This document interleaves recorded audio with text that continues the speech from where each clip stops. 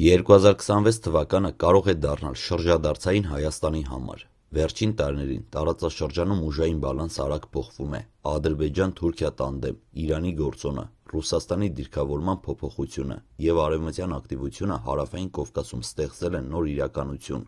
Բայց գլխավոր հարցը սա է՝ պատրաստ է Հայաստանը այդ իրականությանը։ Այս տեսանյութում կխոսենք, ինչ է փոխվում Հայաստանի անվտանգային համակարգում, ինչ դեր ունի Հնդկաստանի հետ համագործակցությունը, ինչ նոր դիվանագիտական ուղիներ են բացվում եւ ինչ սպասել 2026 թվականին։ Հարավային Կովկասը այլևս միայն տարածաշրջանային հարց չէ, այստեղ բախվում են միաժամանակ Ռուսաստանի, Իրանի, Թուրքիայի, Արևմուտքի եւ նույնիսկ Հնդկաստանի շահերը։ 2020-ից հետո անվտանգային ավանդական մոդելը Հայաստանի համար սկսեց թուլանալ։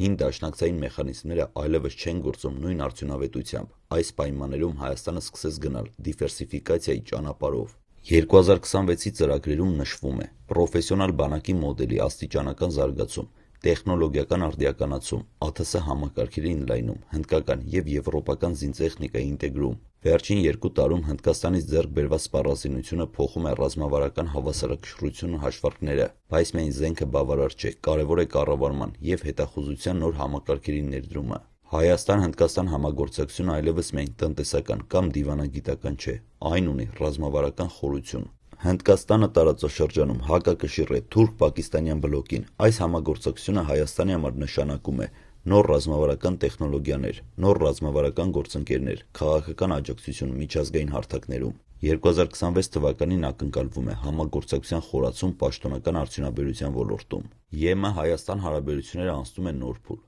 Խոսքը գնում է ոչ միայն ժողովրդավարական բարեփոխումների, այլ նաև անվտանգային խորհրդատվության, սահմանային կառավարման եւ տնտեսական ինտեգրման մասին։ Եթե 2026-ին հաջողվի ստորագրել նոր խորացված համաձայնագրեր, Հայաստանը կարող է ստանալ ֆինանսական եւ տեխնիկական լուրջ աջակցություն։ Հայաստանի համար կարևոր է չկորցնել հավասարակշռությունը։ Իրանը տարածաշրջանում ունի հստակ շահեր եւ դեմ է սահմանային փոփոխություններին։ Ռուսաստանը շարունակում է մնալ ազդեցիկ խաղացող։ 2026-ի գլխավոր մարտահրավերը լինելու է հավասարակշռված բազմավեկտոր քաղաքականություն։ Անվտանգությունը միայն բանակը չէ, այն ներառում է էներգետիկ անկախություն, ենթակառուցվածքներ, լոգիստիկ ուղիներ, տեխնոլոգիական զարգացում, հյուսիս-հարավ ճանապարհային նախագիծը, տարածաշրջանային տրանսպորտային քննարկումները եւ ներդրումային միջավայր բարելավումը կարող են փոխել տնտեսական պատկերը։ Հնարավոր սցենարները՝ լարվածության աճ եւ սահմանային ճնշումներ, սառեցված, բայց անկայուն իրավիճակ, դիվանագիտական առաջընթաց։ Հայաստանի հաջողությունը կախված կլինի բանակի արդիականացումից, դիվանագիտական ակտիվությունից, ներքին կայունությունից։